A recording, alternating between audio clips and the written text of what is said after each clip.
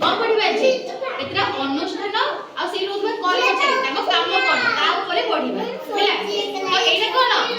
विद्यालय तुम सब कोन स्कूल आछो ना स्कूल के थाउचती शिक्षक थाउचती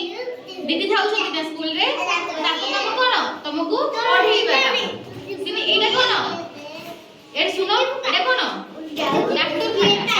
के रोचे डाक्टर रोचे डाक्टर कोन करछती रोगी को सेवा करछी